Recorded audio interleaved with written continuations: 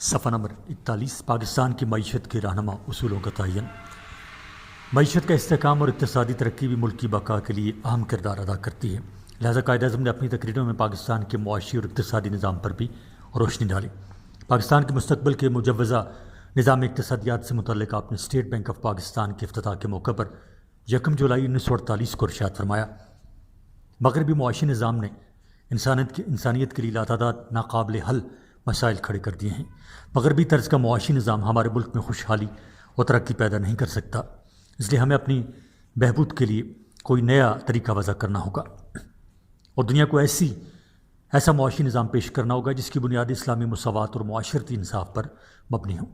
ایسا کرنے سے ہم مسلمان قوم کی حیثیت سے دنیا کو ایک ایسا معاشی نظام دینے میں کامیاب ہو جائیں گے جو تمام بنی نوع انسان کے لیے امن کا پیغام بن کر آئے گا۔ یاد رہے کہ امن ہی سے انسانیت کی بقا اور خوشحالی قائم رہ سکتی ہے۔ کیا میں پاکستان کے وقت ملک کی اقتصادی حالت ناگفتہ بے تھی۔ ایک طرف ملک بے شمار مسائل ملجھا ہوا تھا جس کے لیے فوری طور پر مالی وسائل کی ضرورت تھی، دوسری طرف سرکاری خزانہ مکمل طور پر خالی تھا۔ متحدہ ہندوستان کے خزانے میں جو پاکستان کا جائز حق تھا وہ بھی بھارت نے منفی کر دیا، بھارت نے منفی رویہ اپنا کر پاکستان کو ادا کرنے سے گریز کر دیا تاکہ پاکستان کو اقتصادی مشکلات میں ڈال کر دوبارہ ادغام کرنے پر مجبور کر دے۔ مغربی مبصرین کی بھی یہ رائے تھی، ادغام یعنی دوبارہ بھارت کے ساتھ ملنے پر مجبور کر دے، مدغم کر دے۔ مغربی مبصرین کی بھی یہ رائے تھی کہ پاکستان کی بقا اقتصادی لحاظ سے ناممکن ہے، تاہم پاکستانی عوام نے ہمیں ہمت نہیں ہاری اور قائد اعظم کی دانشمندانہ قیادت میں پاکستان کو ابتدائی اقتصادی مشکلات سے نکال باہر کیا اور ہندو اور مغربی مبصرین کے تمام دعووں کو غلط ثابت کر دیا۔ خارجہ پالیسی کے رہنما اصول۔ پاکستان کی خارجہ پالیسی پر اظہار خیال کرتے ہوئے قائد اعظم محمد علی جناح نے فروری 1948 میں فرمایا، ہماری خارجہ پالیسی کا مقصد دنیا کے تمام ممالک کے ساتھ دوستانہ تعلقات استوار کرنا ہے۔ ہم کسی بھی ملک کے خلاف جارحانہ عزائم نہیں رکھتے، ہم ملکی اور بین الاقوامی تعلقات دیانتداری اور انصاف کے اصولوں پر قائم کرنا چاہتے ہیں اور ہم یہ بھی چاہتے ہیں کہ دنیا میں امن اور بھائی چارے کے فروغ میں مدد دیں۔ پاکستان کبھی بھی ظلم و ستم کے ستائے ہوئے لوگوں کو مالی اور اخلاقی مدد دینے سے گریز نہیں کرے گا اور ہمیشہ اقوام متحدہ کے دستور کی پاسداری کرے گا۔ صفحہ نمبر 42۔ صفحہ نمبر 42۔ قائد اعظم کے درجہ بالا بیان سے پاکستان کی خارجہ پالیسی کے خد و خال کی نشاندہی ہوتی ہے۔ ابتدائی دنوں میں یہی اصول پاکستان کی خارجہ پالیسی کی بنیاد بنے۔ انہی اصول پر کاربند رہتے ہوئے پاکستان اس وقت کے پیچیدہ بین الاقوامی حالات سے کامیابی کے ساتھ باہر نکلا اور اپنی مؤثر خارجہ پالیسی کی بدولت ابتدائی دنوں کے معاشی مسائل پر قابو پانے میں بھی کامیاب ہوا۔ طلباء کا حصول تعلیم کی تلقین۔ پاکستان کے حصول میں طلباء نے ایک بہت ہی اہم کردار ادا کیا ہے۔ برصغیر ہند و پاکستان کے نوجوان طلباء قائد اعظم اور ان کے رفقائے کار کے ہراول دستے کے طور پر ہمیشہ سرگرم عمل رہے۔ قائد اعظم محمد علی جناح کو طلباء کے اہم کردار کا نہ صرف ادراک تھا بلکہ انہوں نے ہمیشہ ان کی کاوشوں کی تعریف کی ہے۔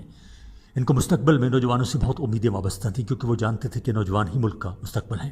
تاہم کیا میں پاکستان کے بعد قائد اعظم نوجوان طلباء سے مثبت سرگرمیوں کی امید رکھتے تھے۔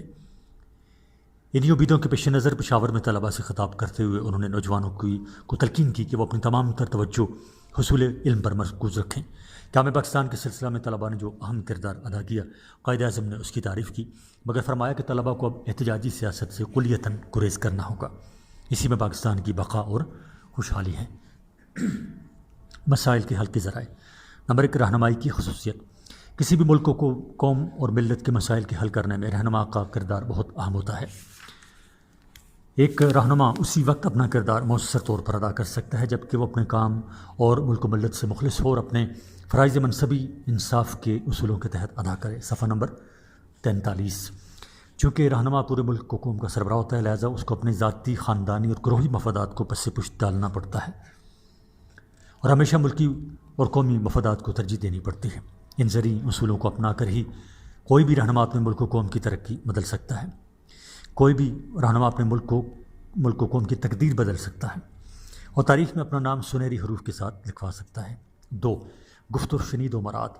دنیا کے کسی بھی مسئلے کا حل گفت و شنید کے ساتھ ممکن ہے بلکہ ہر مسئلے کا حل گفت و شنید میں ہی پنہاں ہے۔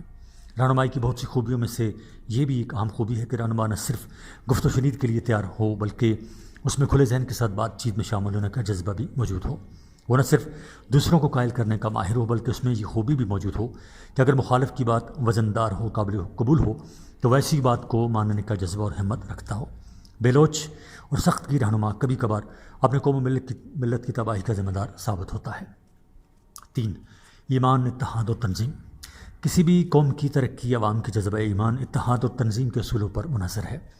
اگر عوام جذبہ ایمانی سے سرشار ہوں تو ان کے لیے مشکل سے مشکل کام بھی آسان ترین بن جاتا ہے۔ اس کے ساتھ ساتھ ملک کے استحکام، ترقی اور خوشحالی کے لیے عوام میں اتحاد بہت لازم ہے، کیونکہ اگر عوام میں اتحاد ہے تو ملک عروبہ ترقی ہوگا، ورنہ زوال اس کا مقدر بن جاتا ہے۔ اسی طرح تنظیم کے بغیر بھی کوئی کام ڈھنگ سے سر انجام پانا مشکل ہے۔ کسی ملک کی ترقی میں ان 3 زرعی اصولوں کا اہم کردار ہے، اور بانی پاکستان قائد اعظم محمد علی جناح کو ان کا بخوبی احساس تھا۔ اسی وجہ سے انہوں نے بار بار اپنے عوام پر زور دیا کہ ایمان، اتحاد و تنظیم کا مظاہرہ کریں۔ صفحہ نمبر 44 اور اس پر ہیں مشقی سوالات۔ نمبر 1، خالی جگہوں کو موضوع الفاظ سے پر کریں۔ پر آپ نے خود کرنا ہے کیونکہ آپ نے سبق کو غور سے سنا ہے اور آپ کے ذہن میں یہ سبق کے اندر سے چیزیں لی گئی ہیں، ان کو آپ نے خود پر کرنا ہے۔ میں صرف سوال پڑھوں گا۔ سوال نمبر 1، ہندوستان کے آخری وائسرائے ڈیش تھے؟ 2، بھارت کے پہلے وزیر اعظم ڈیش تھے؟ 3، پنجاب حد بندی کمیشن میں پاکستان کی نمائندگی جسٹس دین محمد اور ڈیش نے کی؟ 4، ہندوستان کے مشترکہ نقد اثاثوں میں پاکستان کا حصہ ڈیش ملین روپے قرار پایا؟ 5، ہندوستان کی تقسیم کا فیصلہ ڈیش منصوبے کے تحت ہوا؟ 6، سنتاس کے معاہدے پر ڈیش کو دستخط ہوا؟ 7، پاکستان کی پہلی دستور ساز اسمبلی کی صدارت ڈیش نے کی؟ سوال نمبر 2، بریکٹ میں دیے گئے الفاظ میں سے درست لفظ کا انتخاب کریں۔ اس میں آپ کو چوائسیز دی گئی ہوں گی، مختلف آپشنز دیے گئے ہیں جس میں سے آپ نے ایک کا انتخاب کرنا ہے خالی جگہ کے اندر۔ پاکستان کے پہلے گورنر جنرل ڈیش تھے؟ لیاقت علی خان، خواجہ ناظم الدین، یا قائد اعظم، یا غلام محمد؟ اس میں سے آپ نے ایک لکھنا ہے۔ آپ نے پڑھا ہے، آپ نے سنا ہے۔ سوال نمبر 2، پاکستان کے پہلے وزیر اعظم ڈیش تھے؟ سردار عبدالرب نشتر، لیاقت علی خان، عبدالقیوم خان، یا مولوی فضل حق؟ 3، تحصیل بٹالہ ضلع گرداسپور کی آبادی ڈیش فیصد مسلمانوں پر مشتمل تھی؟ 50، 65، 70 یا 77%؟ 4، فیلڈ مارشل اچینلک کو ڈیش کی شکایت پر اپنے عہدے سے ہٹایا گیا؟ گاندھی، قائد اعظم، پنڈت نہرو، یا لارڈ ماؤنٹ بیٹن؟ 5، پاکستان اور بھارت کے نہری پانی کے تنازع سے پاکستان کے صوبہ ڈیش کا علاقہ سب سے زیادہ متاثر ہوا ہے؟ صوبہ سرحد کا، پنجاب کا، سندھ کا، یا آزاد کشمیر کا؟ 6، آگے ہیں سوال نمبر 3، مندرجہ ذیل میں سے صحیح اور غلط کی نشاندہی کریں۔ اس میں جو غلط ہوگا آپ کو اس کے آگے غلط لکھنا ہوگا، اور جو صحیح ہوگا اس کے آگے صحیح لکھنا ہوگا۔ صفحہ نمبر ہے 45۔ نمبر 1، سر سائرل ریڈ کلف نے ہندوستان کی تقسیم کا منصوبہ پیش کیا۔ اب یہ صحیح ہے یا غلط، یہ آپ نے سنا ہے تو آپ نے لکھنا ہے صحیح ہے تو صحیح لکھنا ہے آگے، اگر غلط ہے یہ تو غلط لکھنا ہے۔ 2، بھارت میں پٹھان کوٹ کی شمولیت سے اسے کشمیر تک پہنچنے کا زمینی راستہ مل گیا؟ 3، کلکتہ صوبہ بنگال کا دارالخلافہ تھا؟ 4، جامع پاکستان کے بعد ملک کو سرکاری ملازمین کی کوئی کمی درپیش نہ ہوئی؟ 5، گاندھی نے پاکستان کو مشترکہ اثاثوں میں حصہ دلوانے میں مدد کی؟ سوال نمبر 4، درج ذیل کے مختصر جوابات لکھیں۔ نمبر 1، ریڈ کلف ایوارڈ کے تحت کون سے علاقے متنازع حیثیت اختیار کر گئے؟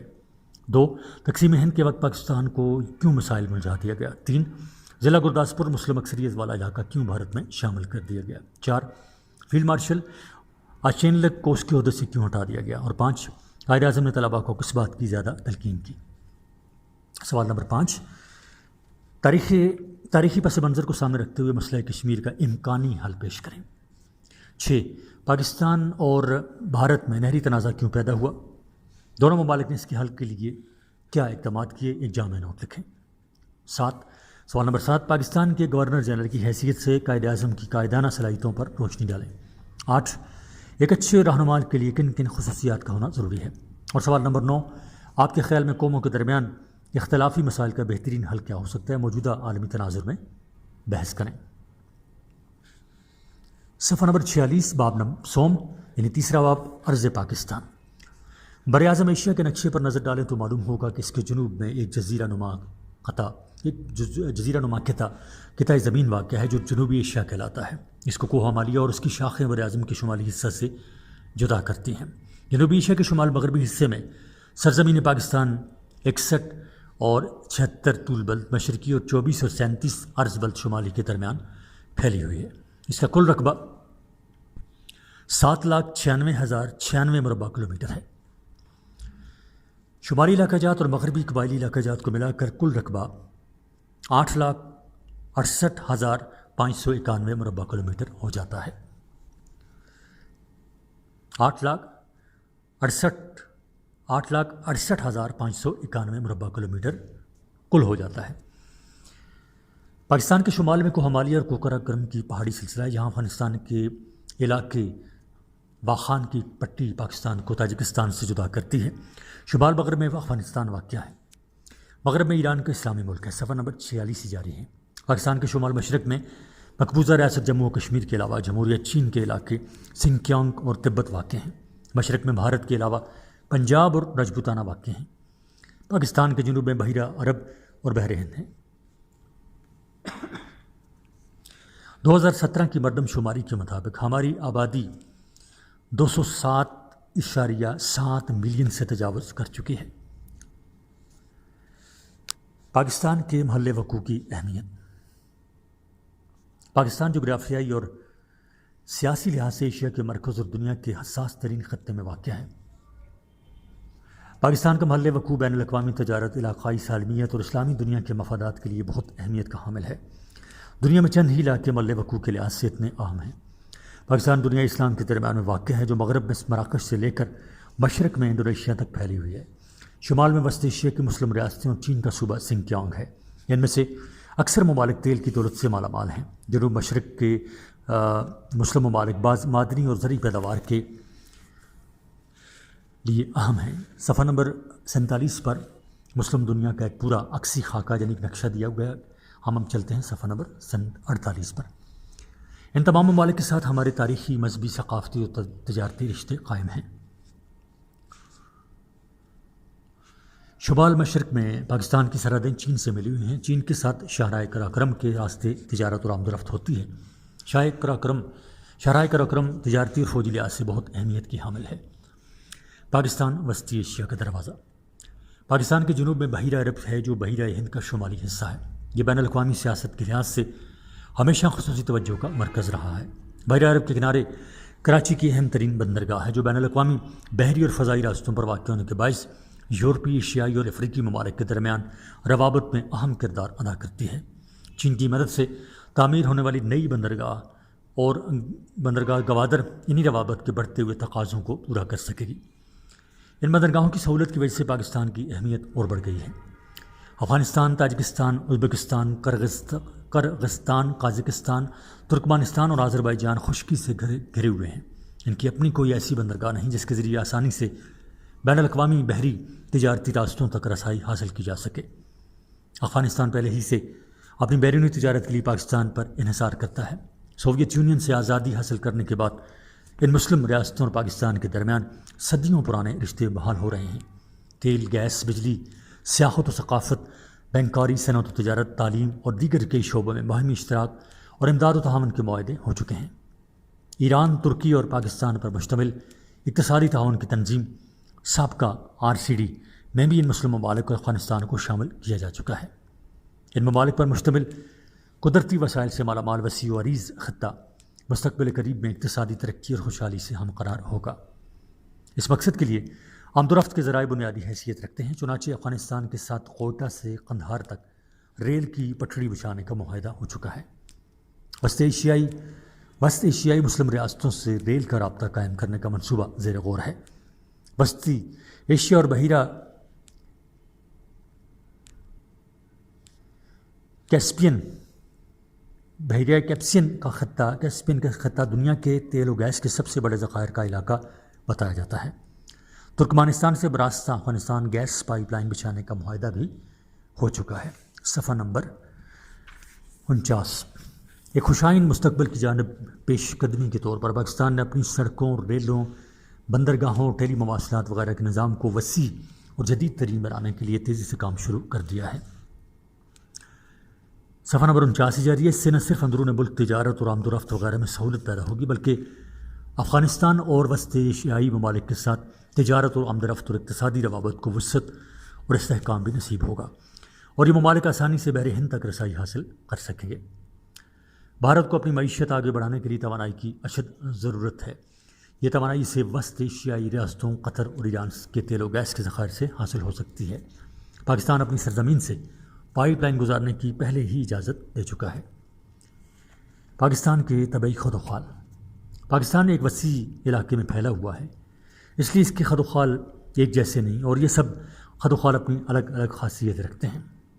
اس لحاظ سے سرزمین پاکستان کو مندرجہ ذیل حصوں میں تقسیم کیا جا سکتا ہے۔ نمبر 1 شمالی پہاڑی سلسلے، 2 مغربی پہاڑی سلسلے، 3 کوہستان نمک اور سطح مرتفع پٹوار، 4 دریائے سندھ کا میدانی علاقہ، 5 سطح مرتفع بلوچستان، 6 تھل و تھر کا ریگستانی علاقہ، 7 ساحلی علاقہ۔ نمبر 1 شمالی پہاڑی سلسلے میں ہمالیہ، قراقرم اور ہندوکش کے طویل اور برف پوش پہاڑ شامل ہیں۔ کوہ ہمالیہ کے سلسلہ کو مندرجہ ذیل پہاڑوں میں تقسیم کیا گیا ہے۔ نمبر 1 شمالک، 2 پیر پنجال، 3 ہمالیہ کبیر اور 4 کوہ لداخ۔ 2 مغربی پہاڑی سلسلے پاکستان کے ایک وسیع علاقے میں پھیلے ہوئے، ان میں مندرجہ ذیل مشہور پہاڑ شامل ہیں۔ نمبر 1 شندور یا ہندو راج یعنی ہندوکش، 2 دیر سوات اور سندھ کوہستان، 3 کوہ سفید، 4 وزیرستان کے پہاڑ، 5 کوہ سلیمان اور 6 کوہ کیرتھن۔ صفحہ نمبر 50۔ 3 کوہستان نمک اور سطح مرتفع پٹوار۔ کوہستان نمک کا سلسلہ ضلع جہلم کے جنوب سے شروع ہو کر مغرب میں کوہ سلیمان سے جا ملتا ہے۔ سطح مرتفع پٹوار کوہ نمک کے شمال میں واقع ہے۔ 4 دریائے سندھ کے میدانی علاقے کو بالائی اور زیریں میدانوں میں تقسیم کیا گیا ہے۔ 5 سطح مرتفع بلوچستان کا وسیع علاقہ پاکستان کے جنوب مغربی حصے میں پھیلا ہوا ہے۔ 6 تھل و تھر کا ریگستان۔ نمبر 1 اس میں جز ہے۔ نمبر 1 دریائے سندھ اور جہلم کے درمیان ریگستانی علاقہ تھل کہلاتا ہے۔ 2 تھر کا ریگستانی علاقہ پاکستان کے جنوب مشرق میں بہاولپور سے شروع ہو کر رن کچھ کے علاقے تک چلا جاتا ہے۔ آگے 7 نمبر ساحلی علاقے۔ پاکستان کا ساحلی علاقہ صوبہ سندھ میں رن کچھ اور بھارتی سرحد سے شروع ہو کر مغرب میں ایران کی سرحد تک چلا جاتا ہے۔ یہ 2 حصوں پر یعنی ساحل سندھ اور ساحل بکران پر مشتمل ہے۔ پاکستان کی آب و ہوا۔ پاکستان خطے سرطان کے اوپر واقع ہے، اس کا زیادہ حصہ سمندر سے دور ہے، اس لیے یہاں کی آب و ہوا شدید قسم کی ہے، جسے بری قسم کی آب و ہوا کہتے ہیں۔ یہاں 4 موسم آتے ہیں لیکن وہ موسم گرما اور موسم سرما اہم ہیں۔ موسم گرما مئی سے ستمبر تک ہوتا ہے۔ اس موسم میں شدید گرمی پڑتی ہے، بعض مقامات پر درجہ حرارت 50 سینٹی گریڈ تک پہنچ جاتا ہے۔ مثلاً سبی اور جیکب آباد دنیا بھر کے گرم ترین مقامات کے طور پر شہرت رکھتے ہیں۔ موسم سرما میں کوئٹہ، زیارت، مری، چترال، گلگت اور دیر میں سخت سردی پڑتی ہے اور بعض مقامات پر درجہ حرارت نقطہ انجماد سے بھی نیچے گر جاتا ہے۔ موسم گرما اور موسم سرما میں نمایاں فرق کی وجہ ملک کے بیشتر حصے کا ساحل سمندر سے دور ہونا ہے۔ آب و ہوا کے لحاظ سے پاکستان کے خطے۔ آب و ہوا کے لحاظ سے پاکستان کو مندرجہ ذیل خطوں میں تقسیم کیا جا سکتا ہے۔ صفحہ نمبر 51 پر ایک پاکستان کا طبعی نقشہ دیا گیا ہے، ایک تصویری خاکہ ہے اور اس میں قراقرم، پیر پنجال، وادی جموں کو ہمالیہ، ان چیزوں کو ظاہر کیا گیا ہے۔ ہم آگے چلتے ہیں صفحہ نمبر 52 پر۔ نمبر 1 سرد آب و ہوا کا شمالی اور شمال مغربی پہاڑی خطہ۔ صفحہ نمبر 52۔ پاکستان کے شمالی علاقہ جات میں موسم سرما میں سخت سردی پڑتی ہے، بلند مقامات پر برف باری ہوتی ہے اور درجہ حرارت نقطہ انجماد سے بھی نیچے گر جاتا ہے۔ اس سردی میں نہ تجارت ہو سکتی ہے اور نہ زراعت، کاروباری زندگی سست پڑ جاتا ہے، لوگ جفاکش ہیں، روزی کی تلاش میں میدانی علاقوں کا رخ کرتے ہیں۔ پہاڑوں کی ڈھلوانی سطح پر برف باری اور بارش کے باعث کاشتکاری کی بے شمار دشواریوں کی وجہ سے لوگ متبادل پیشے جیسے مال مویشی پالنا، محنت مزدوری کرنا اور ملازمت کرنا اختیار کرتے ہیں۔ ان دشواریوں کی وجہ سے ذرائع آمد و رفت بھی کم ہے۔ موسم کی خرابی، گھنے بادل، بارش اور برف باری کی وجہ سے شمالی علاقوں سے زمینی اور فضائی راستے منقطع ہو جاتے ہیں۔ زیادہ بارشوں اور برف باری سے شاہراہ قراقرم اور گلیات وغیرہ میں عموماً پہاڑی تودے راستہ بند کر دیتے ہیں۔ عزیز طلباء، یہ آڈیو ریکارڈنگ آپ کے لیے ہیومینیٹیرین ڈیولپمنٹ آرگنائزیشن ایبٹ آباد کی طرف سے کی گئی۔ ہیومینیٹیرین ڈیولپمنٹ آرگنائزیشن ایبٹ آباد 2011 سے اپنی مددآب کے تحت صحت، تعلیم اور معاشی خود مختاری کے شعبوں میں بہتری کے لیے کوشاں ہے۔ ادارہ نے نہ صرف خیبر پختونخوا بلکہ ملک بھر کے نابینا طلباء کی تعلیمی مشکلات کو دور کرنے کے لیے FA تا MA MSc کی نصابی کتب اور کورسز، جن میں علامہ اقبال اوپن یونیورسٹی کے کورسز بھی شامل ہیں، کو آڈیو ریکارڈنگ میں منتقل کرنے کا اہتمام کیا ہے تاکہ نابینا طلباء اعلیٰ تعلیم تک رسائی حاصل کر کے ملک و قوم کی ترقی اور خوشحالی میں اپنا بھرپور کردار ادا کر سکیں۔ یہ تمام ریکارڈنگز ادارہ کی ویب سائٹ کے ذریعہ نابینا طلباء کو بالکل مفت فراہم کی جا رہی ہیں۔ ہیومینیٹیرین ڈیولپمنٹ آرگنائزیشن ایبٹ آباد، ویب سائٹ HDORG.net، ای میل HDOATD@gmail.com، کانٹیکٹ نمبر 0345-9541-838 یعنی 0345 9541 838۔ 2. شدید آب و ہوا کا شمالی میدانی خطہ۔ شمالی پہاڑی علاقوں کے جنوب میں وسیع میدانی علاقہ ہے جہاں کی آب و ہوا شدید قسم کی ہے، یعنی سردیوں میں سخت سردی اور گرمیوں میں سخت گرمی پڑتی ہے اور بارش بھی ہوتی ہے۔ زمین کی زرخیزی، پانی کی فراہمی اور خاص طور پر آب و ہوا زراعت کے لیے موزوں ہے۔ گرمی ہو یا سردی، دونوں موسموں میں فصلیں اگائی جا سکتی ہیں۔ فصلوں کا تعین بھی آب و ہوا پر منحصر ہے۔ میدانی علاقے کے لوگ زراعت کے علاوہ تجارت، صنعت و حرفت، سرکاری و غیر سرکاری ملازمت اور ذاتی کاروبار وغیرہ بھی کرتے ہیں۔ زمین ہموار ہے، سارے شہر اور گاؤں چھوٹی بڑی سڑکوں اور ریلوے کے ذریعے آپس میں ملے ہوئے ہیں۔ بڑے شہروں میں ہوائی جہاز اندرون ملک اور بیرون ملک آتے جاتے ہیں۔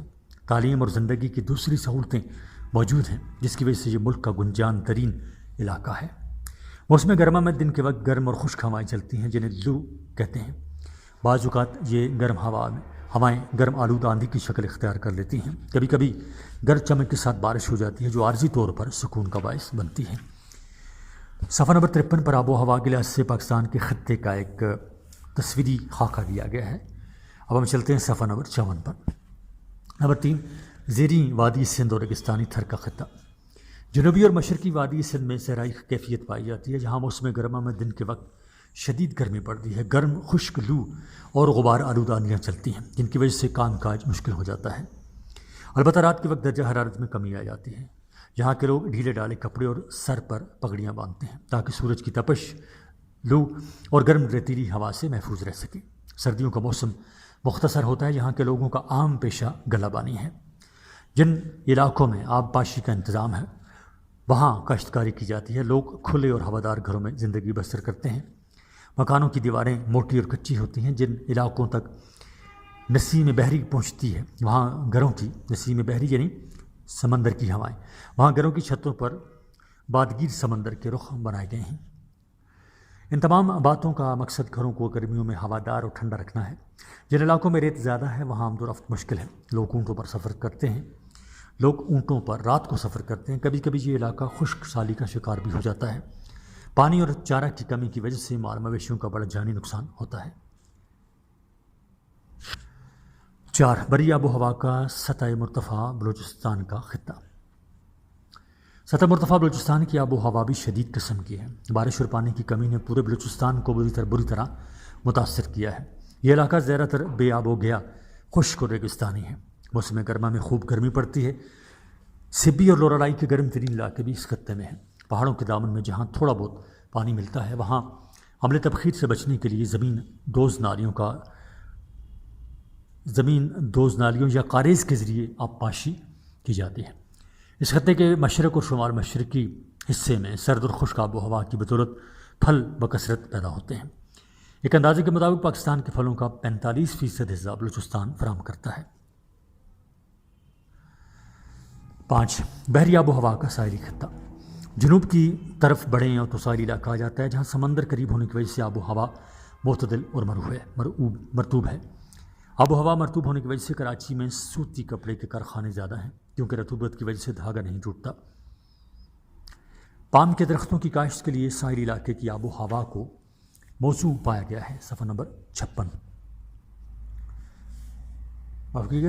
55۔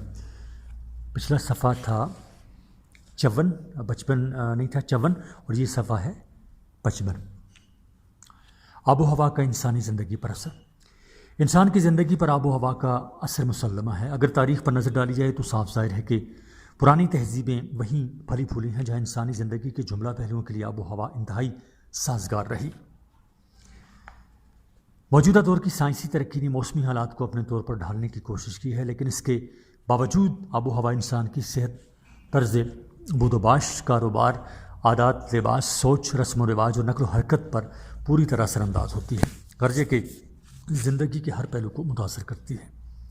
پاکستان ایک وسیع ملک ہے، اس کے طبعی خد و خال میں یکسانیت نہیں۔ اس کے کل رقبہ کے 60% حصہ پر پہاڑ اور سطوح مرتفع ہیں، جبکہ باقی ماندہ حصے میدانی اور صحرائی ہیں۔ اس طرح اس کی آب و ہوا بھی ایک حصے سے دوسرے حصے میں مختلف ہے۔ اس فرق کی نسبت سے مختلف علاقوں میں تقسیم آبادی، لوگوں کے رہن سہن اور ان کی مصرفیات میں بھی فرق ہے۔ معاشی عدم توازن۔ معاشی عدم توازن سے مراد یہ ہے کہ ہمارے اخراجات زیادہ اور آمدن کم ہو، یا ہماری ضروریات زندگی کا حصول آمدن میں ممکن نہ ہو۔ پاکستان گزشتہ 63 سالوں سے معاشی عدم توازن کا شکار رہا ہے، کیونکہ آمدن کم اور اخراجات زیادہ رہے ہیں۔ ان کا سبب یہ ہے کہ ہمارے غیر ترقیاتی اخراجات بہت زیادہ اور ترقیاتی اخراجات کم ہیں۔ ہماری برآمدات کم اور درآمدات زیادہ ہیں، اس لیے بحث میں خسارہ معاشی عدم توازن کا شکار رہا ہے۔ ہمیں اپنے بجٹ کا بڑا حصہ قرضوں پر سود کی شکل میں ادا کرنا پڑتا ہے، یا پھر دفاع کے اخراجات پورے کرنے پڑتے ہیں۔ اگر دیکھا جائے تو یہ دونوں اخراجات پاکستان کے بجٹ کا قریباً 80% بن جاتے ہیں، اور ترقیاتی اخراجات بمشکل 20% رہ جاتے ہیں۔ یہی وجہ ہے کہ ہم عدم استحکام کا شکار رہے ہیں۔ صفحہ نمبر 56۔ صفحہ نمبر 56، معاشی عدم توازن کے اسباب۔ جامع پاکستان کے وقت آبادی زیادہ تھی اور وسائل موجود نہ تھے۔ پاکستان غیر موزوں حالات سے دوچار تھا کہ 1948 کی پاک بھارت جنگ نے پاکستان کے لیے مزید مشکلات پیدا کر دی۔ حکومت پاکستان نے ترقی کے لیے 5 سالہ پروگرام شروع کیے، جن کی بدولت صنعتوں کو فروغ دیا گیا۔ زراعت کی ترقی کے لیے ڈیم اور نہریں بنائی گئیں۔ معاشی حالت کو بہتر کرنے کے لیے عالمی برادری سے امداد لی، جس سے صنعت اور زراعت میں ترقی ہوئی۔ 1965 اور 1971 کی پاک بھارت جنگوں نے ایک بار پھر ہماری معیشت کو بری طرح متاثر کیا۔ ان حالات کی بدولت پاکستان کے اوپر قرضہ اور سود بڑھتا گیا۔ ہماری حکومتوں نے اپنی آزادی کو برقرار رکھنے کے لیے فوجی قوت بڑھانے پر توجہ دی، جبکہ سیاسی عمل تھوڑے تھوڑے وقفوں سے ٹوٹتا رہا۔ سیاسی عمل کے مسلسل جاری نہ رہنے کی وجہ سے ملک میں نہ تو استحکام آ سکا اور نہ ہی لوگوں میں اعتماد کی فضا پیدا ہو سکی۔ سیاسی جماعتوں کی پالیسیاں بھی بدلتی رہیں۔ نیشنلائزیشن کی پالیسی کی وجہ سے صنعتی ترقی رک گئی۔ ملک میں پانی کی کمی کا مسئلہ سنگین ہوتا گیا۔ بجلی کا بحران بھی رہا، جس سے صنعت کاروں کا اعتماد ٹوٹ گیا۔ صوبوں میں ترقی کے یکساں مواقع پیدا نہ ہو سکے۔ پھر جنگ کے سائے بھی ہماری سرزمین پر چھائے رہے۔ پاک بھارت تعلقات کشمیر کے مسئلے پر ہمیشہ خراب رہے۔ اب دونوں ممالک ایٹمی قوت بن چکے ہیں، جبکہ ان کے درمیان مسائل جوں کے توں کھڑے ہیں۔ اقوام متحدہ اور عالمی برادری بھی کشمیر جیسے مسئلے پر ثالثی سے پرہیز کرتی ہے۔ اس صورت میں نئی صنعتیں لگانے اور نئی سرمایہ کاری کے امکانات کم ہوتے چلے گئے۔ دوسری طرف افغانستان کے حالات بھی ہماری معیشت پر منفی طور پر اثر انداز ہوتے رہے۔ سمگلنگ اور منشیات نے ہماری معیشت کو تباہ کر دیا۔ اس طرح ہم ترقی کے بجائے قرضوں کے بوجھ تلے دبتے چلے گئے۔ آج بھی پاکستان اربوں ڈالر کا مقروض ہے۔ آبادی میں تیز رفتار اضافے کی وجہ سے معاشی حالت کا سنبھلنا مشکل ہو گیا ہے۔ پاکستان کے مختلف اضلاع پسماندہ رہے، جس کی وجہ سے لوگ شہروں کی طرف نقل مکانی پر مجبور ہوئے۔ ہم زرعی ملک ہونے کے باوجود زراعت میں خود کفیل نہ ہو سکے۔ سیاحت کے بہتر مواقع ہونے کے باوجود ہم ساحلوں اور شمالی علاقہ جات کو ترقی نہ دے سکے۔ ہم تیل، گیس، پن بجلی اور آبی ذخائر سے بھی بہتر طور پر فائدہ نہ اٹھا سکے۔ صفحہ نمبر 57۔ ان حالات میں موجودہ حکومت نے معاشی ترقی کو مثبت رخ پر ڈھالنے کی کوششیں شروع کر دی ہیں۔ پاکستان کے نسبتاً پسماندہ علاقوں سندھ، بلوچستان، خیبر پختونخوا اور جنوبی پنجاب پر خصوصی توجہ دی جا رہی ہے۔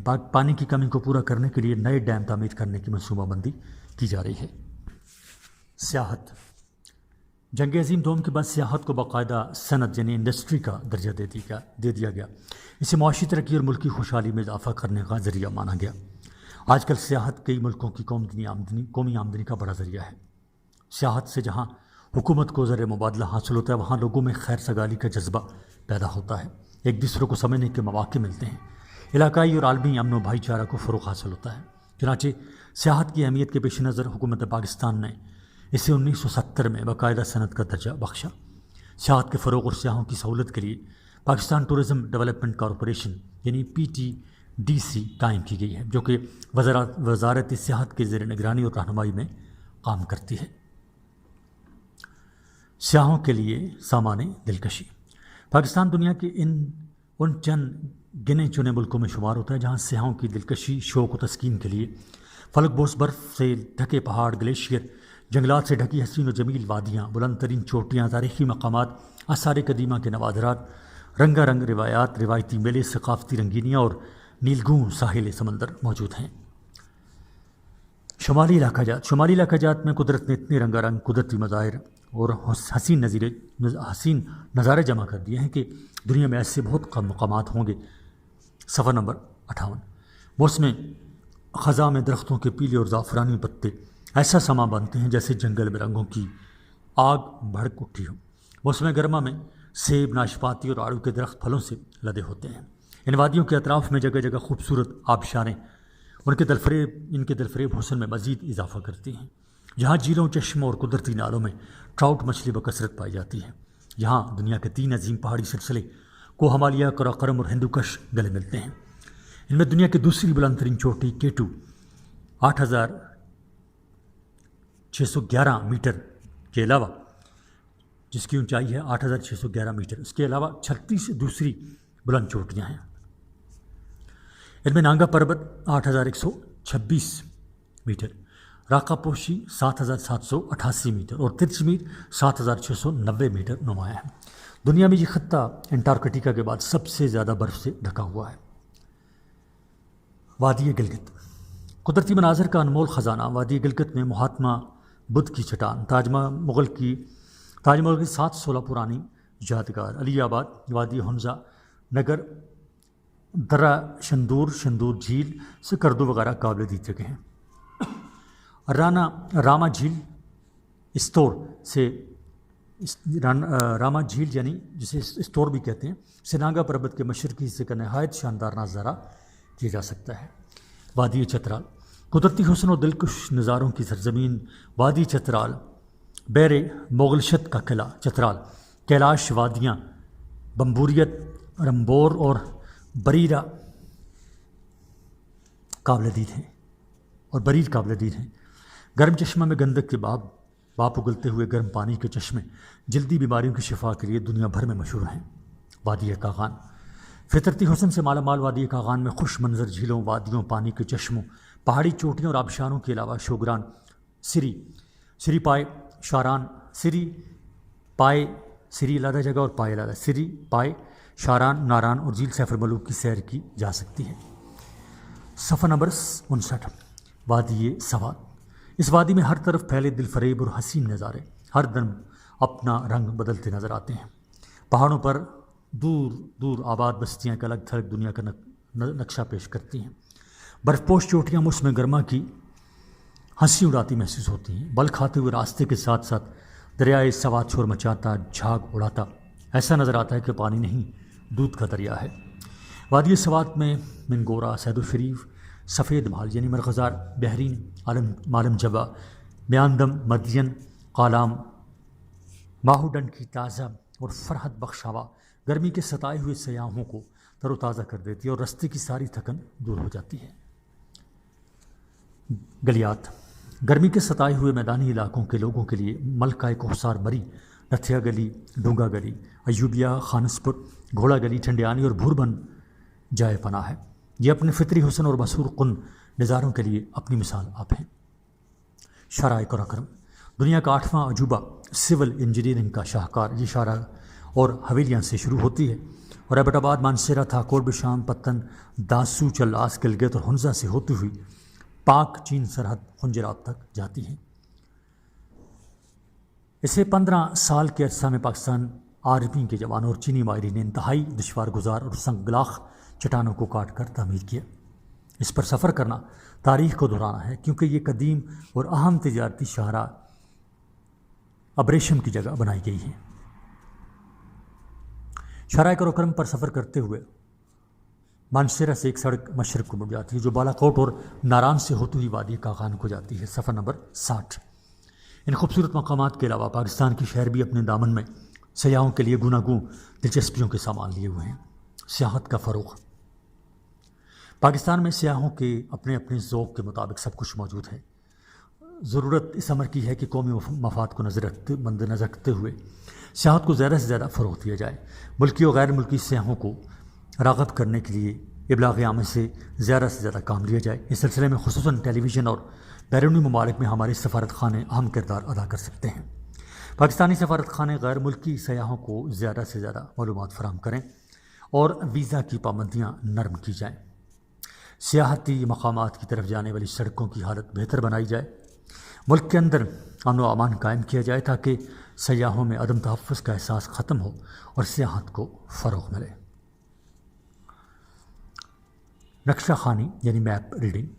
زمین کے چھوٹے یا بڑے حصوں کے یا ایک سے زیادہ علاقائی خد و خال مثلاً دریاؤں، پہاڑوں، میدانوں، سڑکوں، آبادیوں یا فصلوں وغیرہ کو کاغذ پر خاکہ کی شکل میں پیش کرنے کا نام نقشہ ہے۔ اس کے ذریعہ تھوڑی سی جگہ پر بہت سی معلومات اکٹھے کی جا سکتی ہیں۔ اس کے ذریعہ بڑی آسانی سے دور دراز کے علاقوں کے حالات انہیں دیکھے بغیر جانے جا سکتے ہیں۔ یہ معلومات ایک نقشہ میں کئی مختلف رنگوں یا طرح کی علامات یا ہر ایک چیز جدا جدا نقشوں پر دکھائی جا سکتی ہے۔ جیسے دریاؤں کا ایک علیحدہ نقشہ بھی بن سکتا ہے۔ نقشوں میں بہت سی چیزیں اہم ہیں جن میں خطوط عرض بلد، طول بلد، سمت، نقشہ کا پیمانہ اور رواجی علامات یا نشانات شامل ہیں۔ خطوط طول بلد و عرض بلد۔ کسی بھی مقام کو جاننے کے لیے سب سے پہلے ضروری چیز یہ ہے کہ اس کا محل وقوع معلوم ہو، اور محل وقوع کا صحیح تعین طول بلد اور عرض بلد سے کیا جاتا ہے۔ تمام بڑے ایٹلسوں یعنی نقشوں کی کتابوں کے آخر میں دنیا کے اہم شہروں اور مقامات کے طول و بلد اور عرض بلد دیے جاتے ہیں تاکہ ان کی مدد سے ان مقامات کو آسانی سے نقشہ پر معلوم کیا جا سکے۔ صفحہ نمبر 61۔ طول بلد اور عرض بلد فرضی خطوط ہیں۔ یہ تمام طول بلد کا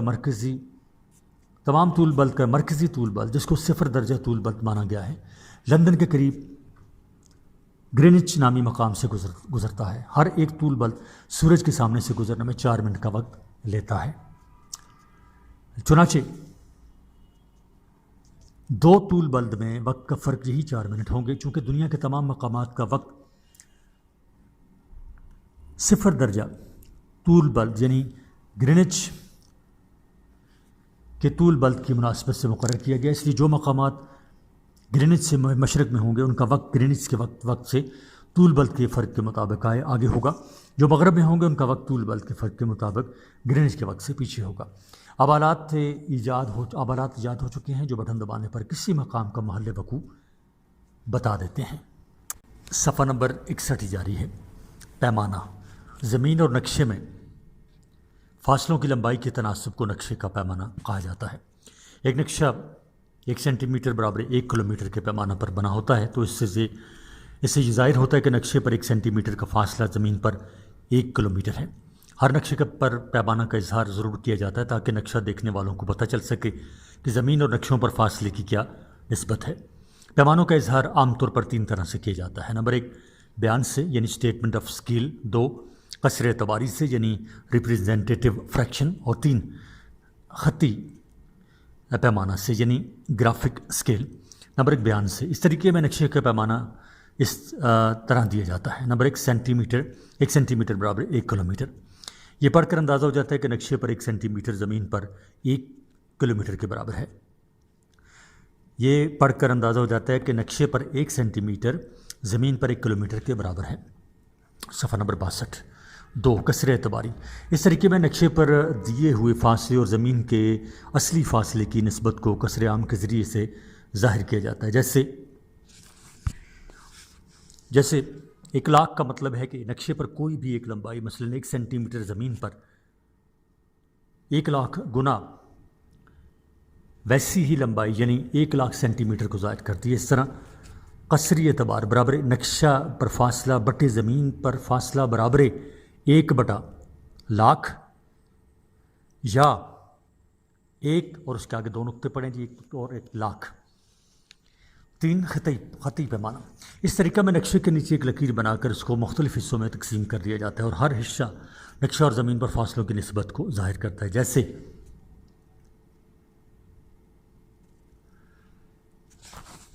व्यक्ति से मुराद यानी कसर, एक कसर 1 लाख। 3 खती पैमाना, इस तरीक़ा में नक्शे के नीचे एक लकीर बनाकर इसको मुख्तलिफ़ हिस्सों में तकसीम कर दिया जाता है और हर हिस्सा नक्शा और ज़मीन पर फासलों की निस्बत को ज़ाहिर करता है। जैसे इस सामने मेरे एक छोटा सा चार्ट बना है जिसमें लिखा हुआ है 0 वो ब्लैक है, फिर आगे 1 है वो ऊपर से वाइट और ब्लैक है, फिर 2 3 एक तस्वीरी अक्स है। एक हिस्सा का असली फासला 1 सेंटीमीटर के बराबर है, लेकिन इस पर 1 किलोमीटर दर्ज है, जिसका मतलब यह है कि ज़मीन पर 1 किलोमीटर फासला नक्शे पर 1 सेंटीमीटर के बराबर है। पैमानों के लिहाज से नक्शों की 3 किस्में हैं। नंबर 1 इलाकाई नक्शा यानी रीजनल मैप, 2 सतही नक्शा यानी टोपोग्राफिकल मैप और 3 रकबाई नक्शा यानी कैडास्ट्रल मैप। नंबर 1 इलाकाई नक्शा, ये नक्शा छोटे पैमाना पर होता है। ये अमूमन दुनिया बराज़म और मुल्कों के मतलब तमाम मालूमात पेश करने के लिए इस्तेमाल होता है। इसमें तफसीलात की कमी होती है, इसके बावजूद अक्सर अटलसों में अटलस कहते हैं नक्शे को, यही नक्शे बनाए गए हैं और तालीमी मकासद के लिए बहुत उम्दा तस्वुर किए जाते हैं। सफ़ा नंबर 63। 2 सतही नक्शे, चूँकि इस नक्शे का पैमाना इलाकाई नक्शे से काफ़ी बड़ा होता है, लिहाजा इसमें किसी इलाका की ऊंचाई निचाई के अलावा दरिया, जंगल, गांव, शहर, सड़कें, रेलवे लाइन और नहरें भी काफ़ी तफसील से दिखाई जाती हैं। 3 रकबाई नक्शा, ये सतही नक्शे से भी बड़े पैमाने पर होता है और इसमें हर चीज़ बहुत ज़्यादा तफसील से दी जाती है, मसलन गांव और खेतों की हदूद भी दिखाई जाती हैं। रकबाई नक्शे कानकनी या मालिया वगैरह के लिए इस्तेमाल किए जाते हैं। पैमानों के मुताबिक तकसीम के अलावा नक्शों की तकसीम ज़रूरत या मकासद के लिहाज से भी की जाती है। इनमें तबई नक्शे, सकाफ़ती नक्शे और मुआशी नक्शे शामिल हैं। नंबर 1 तबई नक्शे, ये नक्शे ज़मीन की अंदरूनी और बैरूनी कैफियत के अलावा मौसम और नबातात के मुताल्लिक़ मालूमात पेश करने में इस्तेमाल किए जाते हैं। इनमें ज़मीनी कैफियत, अर्ज़ियाती, मौसमियाती और नबाताती नक्शे शामिल हैं। 2 सकाफ़ती नक्शे, ये वो नक्शे हैं जो इंसानों से मुतल्लिक़ मालूमात पेश करते हैं, मसलन मज़ाहिब की तकसीम, क़बाइल की तकसीम, ज़बानों की तकसीम, आबादी की तकसीम, मुल्कों की तकसीम या तारीख़ी वाक़यात, मसलन किसी बादशाह की सल्तनत की हदूद दिखाने के लिए इस्तेमाल होते हैं। 3 मुआशी नक्शे, यह नक्शे इंसान के ज़रिए मुआश से मुतल्लिक़ मालूमात पेश करते हैं। इनमें पैदावारी, तिजारती और ज़राए आमदोरफ़्त के नक्शे शामिल हैं। नक्शों की रिवाजी अलामात या निशानात यानी कन्वेंशनल साइंस, नक्शा पढ़ने, समझने या बनाने के लिए मुख्तलिफ़ किस्म के निशानात या अलामात को सीखना ज़रूरी है। इनसे नक्शे में मुख्तलिफ़ कुदरती और मुआशरती खदखाल दिखाए जाते हैं। इनको रिवाजी अलामात या निशानात कहा जाता है। ये इस तरह बनाए जाते हैं कि इनको देखते ही असल चीज़ या तस्वुर ज़हन में उभरता है और नक्शे को समझना आसान हो जाता है। ये अमूमन नक्शे के नीचे दर्ज होते हैं और अमूमन रंगों नाम के इब्तदाई हरूफ लिखकर, चीज़ की शक्ल बनाकर, लकीर खींचकर, नुक्ते लगाकर, मुस्ततील या मुरब्बा बनाकर ज़ाहिर किए जाते हैं। रिवाजी अलामात या निशानात 2 किस्म के खदोखाल को ज़ाहिर करते हैं, एक कुदरती और दूसरे इंसानी। सफ़ा नंबर 64 और है इस बाब सोम की मश्क। सवाल नंबर 1, खाली जगहों को मौजू अल्फाज से पुर करें। नंबर 1, अफ़गानिस्तान के इलाके वाखान की पट्टी पाकिस्तान को डैश से जुदा करती है। 2, दुनिया इस्लाम मगरब में मराकज़ से लेकर मशरक़ में डैश तक फैली हुई है। 3, चीन के साथ डैश के रास्ते तिजारत होती है। 4, दरियाई सिंध और झेलम के दरमियान रेतला इलाका डैश कहलाता है। 5, जंग अज़ीम दोम के बाद डैश को बाकायदा सनद का दर्जा दिया गया। 6, पैमानों का इजहार आमतौर पर डैश तरह से किया जाता है। सवाल नंबर 2, मंदिर झील में सही और गलत की निशानदेही करें। इसमें जो नंबर 1 है, पाकिस्तान के जुनूब में बहिरा अरब वाक़ है। 2, पाकिस्तान दुनिया इस्लाम के आखिरी किनारे पर वाक़ है। 3, सिबी और जैकबाबाद का शुमार दुनिया के गर्म तरीन मकामात में होता है। 4, दुनिया की सबसे बुलंद तरीन चोटी केटू है। 5, शाराए कराकरम को दुनिया का 7वां अजूबा कहा जाता है। सवाल नंबर 3, ब्रैकेट में दिए गए अल्फाज में से दुरुस्त लफ्ज़ का इंतखाब करें। नंबर 1, ननकाना साहब किस मज़हब के पैरोकारों का मुक़द्दस मकाम है? हिंदू, सिख, बुद्ध या जैन मत। 2, कौन सा सूबा पाकिस्तान के फलों का 45% हिस्सा फराम करता है? खैबर पख्तूनख्वा, पंजाब, सिंध या बलूचिस्तान। 3, हर एक तूल बल्द सूरज के सामने से गुजरने में वक्त लेता है 2 मिनट। अजीज़ तलबा, ये ऑडियो रिकॉर्डिंग आपके लिए ह्यूमैनिटेरियन डेवलपमेंट ऑर्गेनाइजेशन एबटाबाद के ज़रिए एहतमाम की गई। ह्यूमैनिटेरियन डेवलपमेंट ऑर्गेनाइजेशन एबटाबाद 2011 से اپنی مدد آپ کے تحت صحت، تعلیم اور معاشی خود مختاری کے شعبوں میں بہتری کے لیے کوشاں ہے۔ ادارہ نے نہ صرف خیبر پختونخوا بلکہ ملک بھر کے نابینا طلباء کی تعلیمی مشکلات اور رکاوٹوں کو دور کرنے کے لیے FA تا ماسٹرز لیول کی نصابی کتب اور کورسز، جن میں علامہ اقبال اوپن یونیورسٹی کے کورسز بھی شامل ہیں، کو آڈیو ریکارڈنگ میں منتقل کرنے کا اہتمام کیا ہے، تاکہ نابینا طلباء اعلیٰ تعلیم تک رسائی حاصل کر کے ملک و قوم کی ترقی اور خوشحالی میں اپنا بھرپور کردار ادا کر سکیں۔ یہ تمام آڈیو ریکارڈنگز نابینا طلباء کو بالکل مفت فراہم کی جا رہی ہیں۔ نابینا طلباء کے علاوہ دیگر طلباء بھی اس تعلیمی سہولت سے استفادہ کر سکتے ہیں۔ ہیومینیٹیرین ڈیولپمنٹ آرگنائزیشن ایبٹ آباد، ای میل HDOATD@gmail.com، ویب سائٹ HDORG.net، رابطہ نمبر 03459541-838 یعنی 0345 9541 838۔ صفحہ نمبر 64 جاری ہے۔ ہم کر رہے تھے اس باب کی مشق، اور اس میں بریکٹ میں دیے گئے الفاظ میں سے درست لفظ کا انتخاب کرے۔ اس میں جز 3 تھا۔ ہر ایک طول بلد سورج کے سامنے سے گزرنے میں وقت لیتا ہے 2 منٹ، 4 منٹ، 6 منٹ یا 10 منٹ۔ صفحہ نمبر 65، جز نمبر 4۔ کون سے نقشے انسانوں سے متعلق معلومات فراہم کرتے ہیں؟ علاقائی، طبی، ثقافتی یا معاشی؟ 6، جز نمبر 5۔ پاکستان کے جنوب میں واقع ہے؟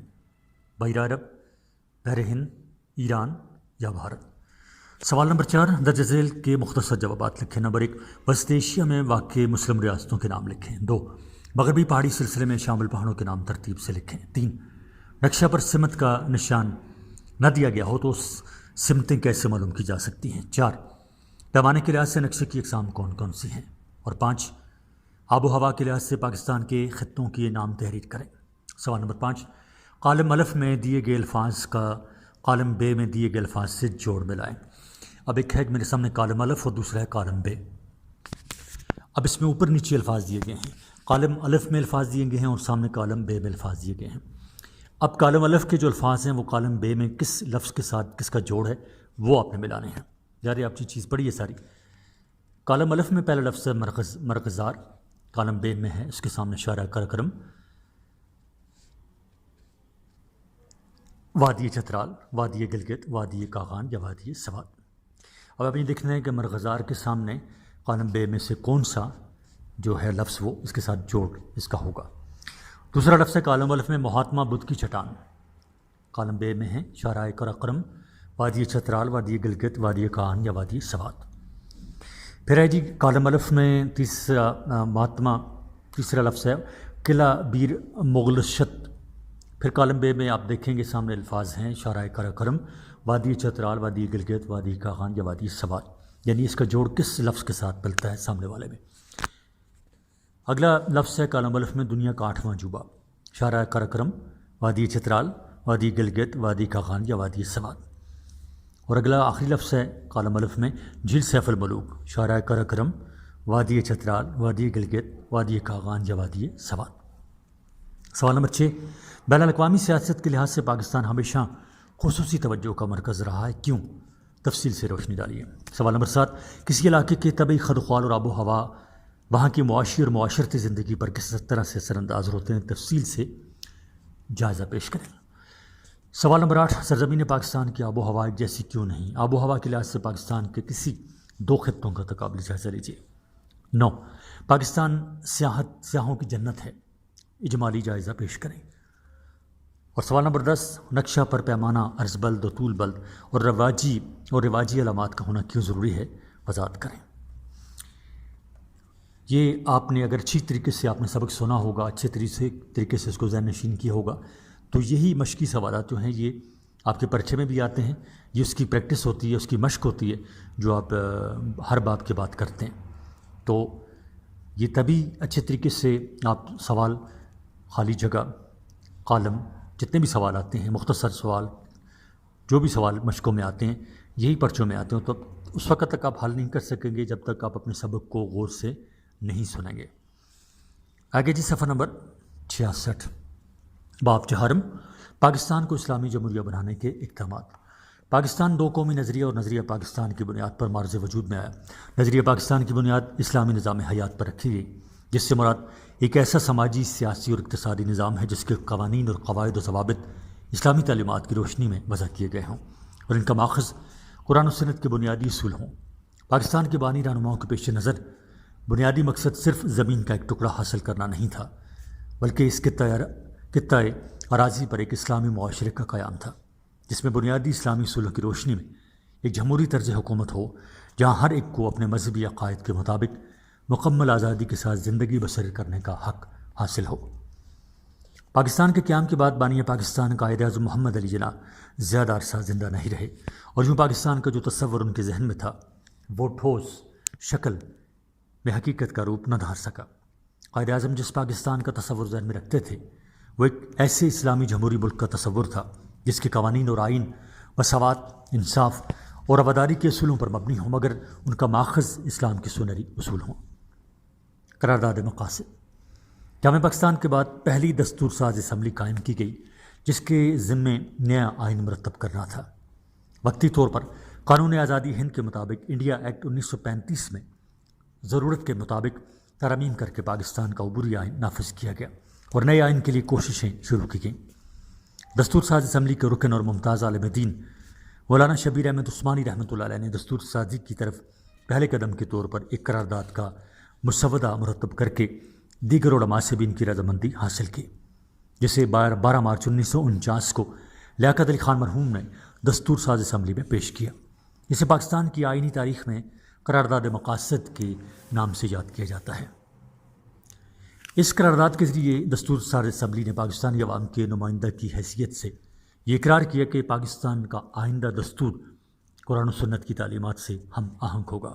صفحہ نمبر 67، پاکستان کے عوام اور ان کے نمائندے اپنے حکومتی اختیارات اللہ تعالیٰ کی مقرر کردہ حدود کے اندر رہ کر استعمال کریں گے۔ قرارداد مقاصد کے اہم نقاط۔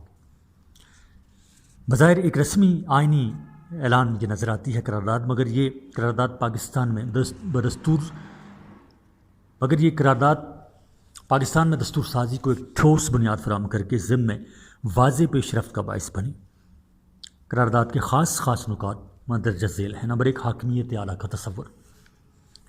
پوری کائنات میں حاکمیت اعلیٰ صرف اللہ تعالیٰ کو حاصل ہے، حاکمیت میں اس کا کوئی شریک نہیں۔ پاکستان کے باشندوں کے پاس حاکمیت کا اختیار ایک مقدس امانت کی حیثیت رکھتا ہے، اور وہ اس بات کے پابند ہیں کہ قرآن و سنت کی حدود میں رہتے ہوئے ان اختیارات کو بروئے کار لائیں۔ 2، اسلام کی بنیادی اصولوں کی پیروی۔ ریاست اپنے اقتدار اور اختیارات کا استعمال عوام کے منتخب نمائندوں کے ذریعے کرے گی، جس میں جمہوریت، آزادی، مساوات، رواداری اور معاشرتی انصاف کے اصولوں پر اسلامی تعلیمات کے مطابق عمل کیا جائے گا۔ 3، انفرادی اور اجتماعی زندگی میں اسلامی تعلیمات کا فروغ۔ ریاست مسلمانوں کو اس قابل بنائے گی کہ وہ اپنی انفرادی اور اجتماعی زندگی اسلامی تعلیمات کے مطابق بسر کر سکیں۔